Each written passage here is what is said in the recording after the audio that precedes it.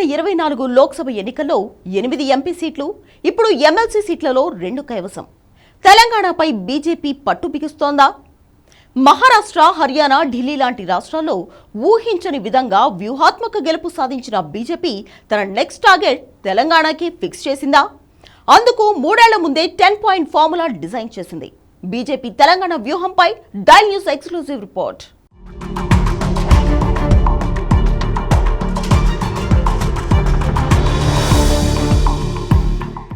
27 ఏళ్లుగా దక్కించుకోలేకపోయిన ఢిల్లీ అసెంబ్లీ చివరికి ఇప్పుడు బీజేపీ చేతికి చిక్కింది. దేశంలో మొత్తం 21 రాష్ట్రాల్లో అధికారం చెలాయిస్తుంది బీజేపీ. వీటిలో 6 రాష్ట్రాల్లో కూటములతో కలిసి అధికారాన్ని పంచుకోగా 15 రాష్ట్రాల్లో సొంతంగా ప్రభుత్వాన్ని ఏర్పాటు చేయగలిగింది. మోడీ, అమిత్ షా కాంబినేషన్లో ఎన్ని విజయాలు అందుకున్న బీజేపీకి తెలంగాణ మాత్రం ఇప్పటికీ అందని ద్రాక్షగానే మిగిలిపోయింది.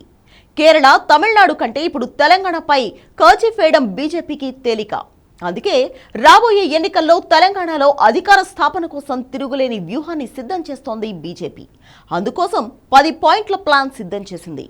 తెలంగాణ भी कह रहा है अब की बार विकसित भारत के लिए, विकसित तेलंगाना के लिए 4 వందలు దాటాలి.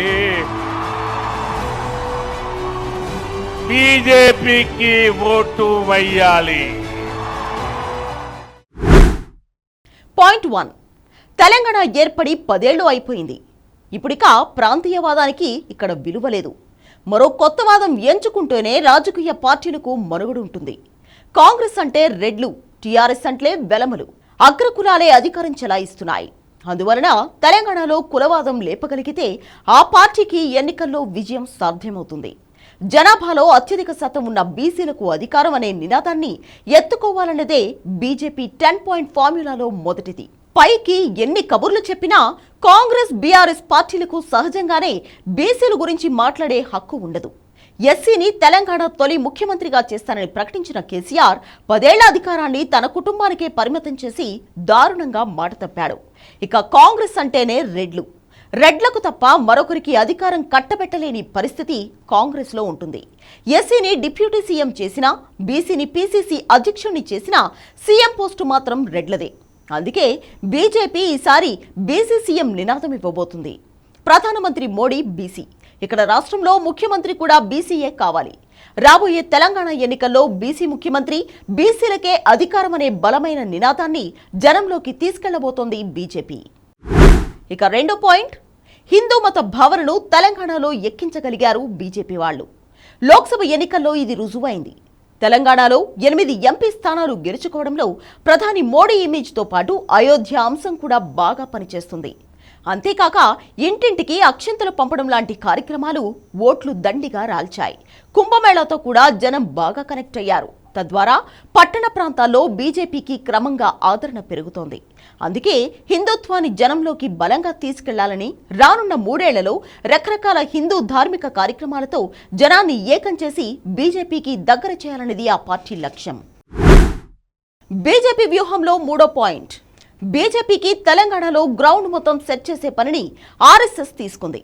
ఎమ్మెల్సీ ఎన్నికల్లో ఒక చిన్న శాంపుల్ టెస్ట్ చేయడం ద్వారా తెలంగాణలో ఆర్ఎస్ఎస్ భవిష్యత్తు వ్యూహాన్ని సిద్ధం చేసుకుంటుంది. గ్రామీణ ప్రాంతాలు, పట్టణ ప్రాంతాల్లోనూ ఇంటింటికి వెళ్లి బీజేపీ ఆవశ్యకతని, హైందవ మత, సంస్కృతి, సంప్రదాయాల పరిరక్షణపై జనానికి అవగాహన కలిగిస్తారు. తద్వారా బీజేపీ జనంలో ఆదరణ పెంచుతారు. బీజేపీ హైకమాండ్ పూర్తి స్థాయిలో దృష్టి పెట్టడానికి ముందే ఇక్కడ గ్రౌండ్ క్లియర్ చేస్తుంది ఆర్ఎస్ఎస్. కనీసం 4000 మంది ఆర్ఎస్ఎస్ కార్యకర్తలు ఇప్పటికే తెలంగాణ గ్రౌండ్లో పని మొదలుపెట్టారు. 4వ పాయింట్, మోడీ బ్రాండ్ని తెలంగాణలో రానున్న 3 ఏళ్లలో మరింత విస్తృతం చేయడం. 11 ఏళ్లు ప్రధానిగా పనిచేసిన మోడీపై అవినీతి ఆరోపణలు లేవు. ఆయనకు కుటుంబ జీవితం కూడా లేదు. అలాగే వ్యాపారాలు, ఇతర వ్యవహారాలు కూడా లేవు. వారసులు లేరు. దీంతో వ్యక్తిగా, నాయకుడిగా మోడీకి సూపర్ ఇమేజ్ ఉంది. పైగా మోడీ హిందూ మత బ్రాండ్ అంబాసిడర్.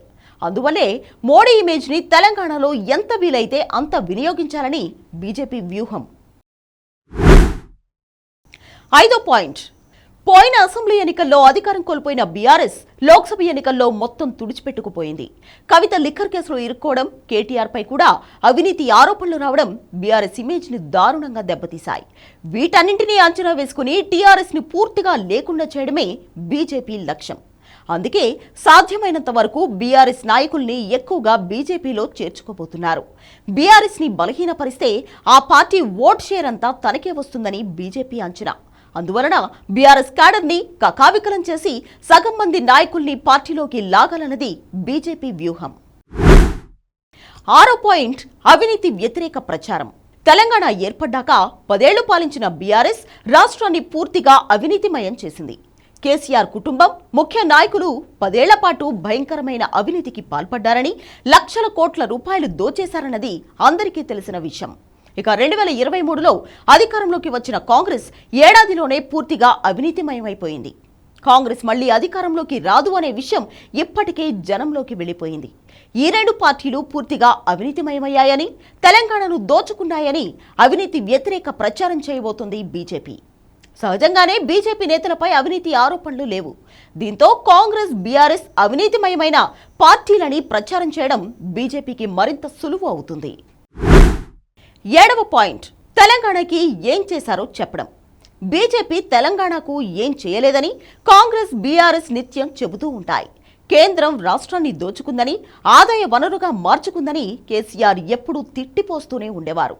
అందుకే తెలంగాణకు కేంద్రం ఏం చేసిందో, ఇంకా ఏం చేయబోతుందో చెప్పే బాధ్యతను రాష్ట్ర నాయకత్వానికి పూర్తిగా అప్పగించింది బీజేపీ అధినాయకత్వం. చేసిన పని చెప్పుకోలేకపోవడం కూడా వైఫల్యమేనని బీజేపీ అధిష్టానం భావిస్తోంది. ఈ విషయంలో ఇప్పటికే స్థానిక నాయకులకు అక్షింతలు కూడా పడ్డాయి.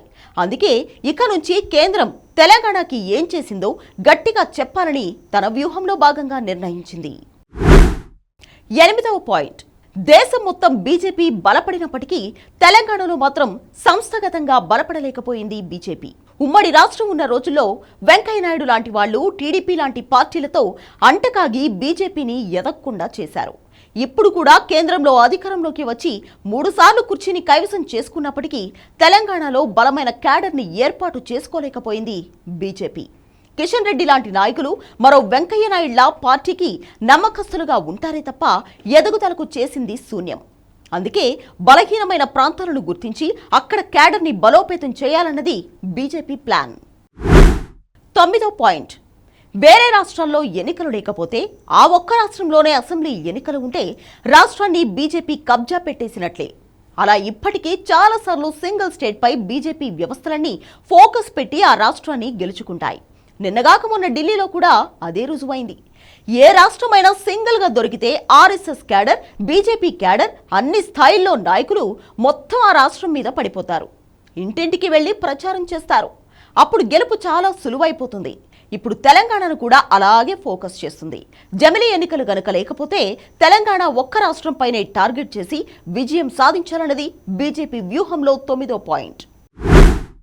10వ పాయింట్, బీఆర్ఎస్ బీజేపీకి ఎప్పుడో దాసోహం అయిపోయింది. బీఆర్ఎస్ నాయకులు బీజేపీ నేతలను గాని, కేంద్రాన్ని కానీ, మోడీని గాని ప్రత్యక్షంగా తిట్టరు. కవిత, కేటీఆర్ కేసుల్లో ఇరుక్కుని కేంద్రానికి చిక్కితే తెలంగాణలో బీఆర్ఎస్ ని కంట్రోల్ చేయడం పెద్ద కష్టమేమీ కాదు.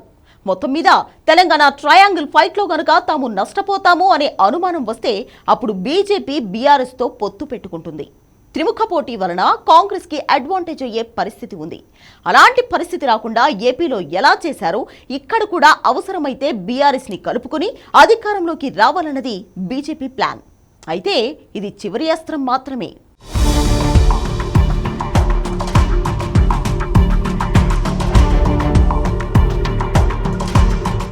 ఇంత పగడ్బందీగా తెలంగాణ దండయాత్ర వ్యూహాన్ని రూపొందిస్తుంది బీజేపీ. తెలంగాణ కన్నా కర్ణాటకకు ముందు ఎన్నికలు వస్తాయి. అక్కడ పని పూర్తి చేసుకుని ఇక్కడికి నేరుగా గ్రౌండ్లో దిగిపోతుంది. 10 ఏళ్లు టీఆర్ఎస్, 5 ఏళ్లు కాంగ్రెస్ పాలించాయి కనుక ఒక్కసారి తమకు అవకాశం ఇవ్వమని తెలంగాణ ప్రజలను అడగబోతుంది బీజేపీ.